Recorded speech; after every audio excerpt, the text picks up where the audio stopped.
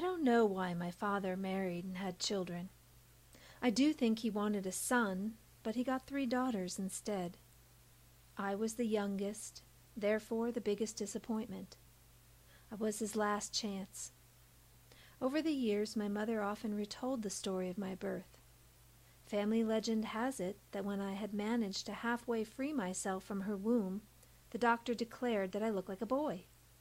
Hopes were raised, only to be dashed moments later when my other half emerged.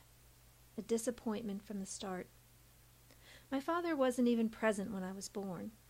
My mother went into labor during the night, so he had gone home and gone back to sleep. They woke him with a phone call shortly after I was born at 5:32 a.m. I always imagined that if I had been a boy, he would have rushed back to the hospital, baseball mitt in hand, gushing at the mere presence of the tiny penis protruding from my wrinkly body. Instead, he hung up the phone and went back to sleep. There is another often told story in my family. I think it's told as a way to explain, or perhaps excuse, my father's behavior. I'm not even sure the story's true. However, having known my grandmother, I don't doubt it for 1 minute. Matilda, or Bama as we called her, defined obsessive-compulsive. Apparently, when my father was a child, my grandmother's obsession with cleaning led her to tie him to a tree so that he would be out of her way while she scrubbed to her heart's content. Now I'll be the first to admit that this would be enough to screw anyone up. I picture my father as a young boy, one end of a rope around his thin waist, the other around the trunk of a maple, and I pray, if it's true, that at least she tied him up in the backyard and not the front. While attempting to come to terms with the impaired relationship I shared with my father, I began delving further into the early life experiences of many women who've written about their lives, including Mary Wollstonecraft. As I turned the pages of feminist interpretations of Mary Wollstonecraft, there it was in black and white. Her father was a failed gentleman farmer and an alcoholic. Her mother was a passive and battered housewife. My God, her parents could have been my own. Wollstonecraft's father, Edward, failed miserably, both financially and personally. He squandered his family inheritance in various attempts to become a gentleman farmer, and he took his frustrations out on his wife Elizabeth, whom he abused both physically and verbally.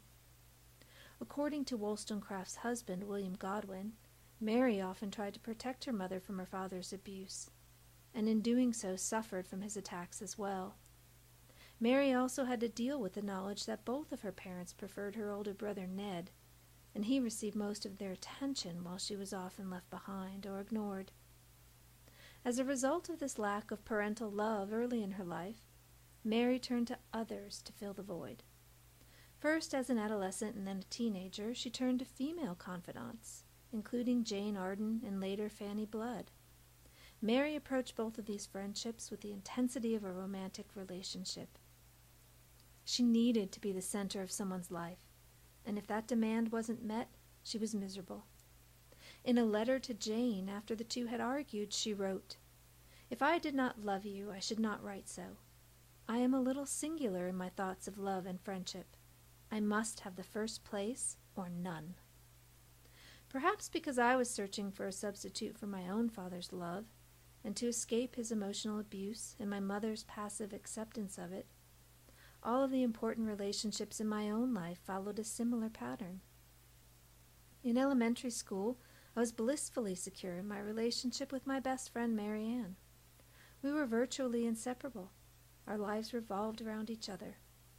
However, in 5th grade we were placed in different classes, and Mary Ann met Jane, whose intrusion into our previously impenetrable twosome led me to fits of intense jealousy, which eventually destroyed the friendship. I continued this destructive pattern with each relationship that followed, whether it was platonic or romantic. I needed validation just as I needed oxygen. I had to have it to survive.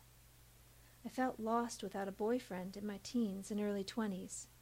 If I wasn't in a relationship, something was wrong with me.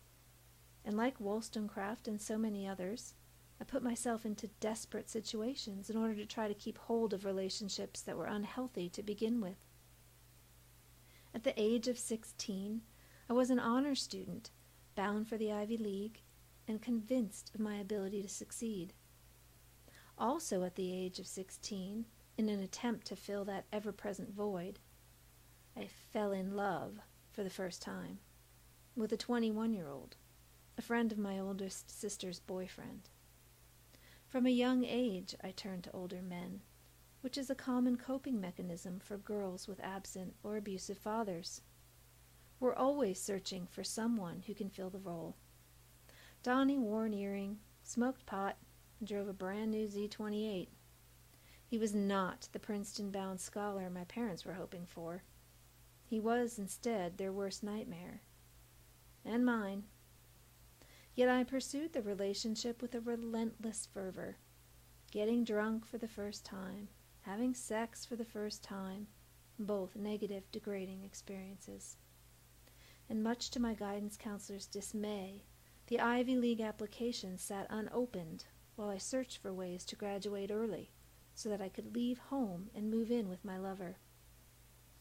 When he ended the relationship to return to a former girlfriend, I was devastated. I had been rejected. My life was over. I continued to pursue him and to belittle myself for months.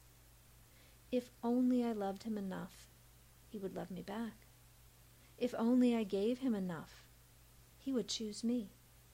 He never did, and this relationship started a vicious pattern I was to relive many times, for more than 15 years, as I constantly set myself up for failure by pursuing the wrong men for the wrong reasons.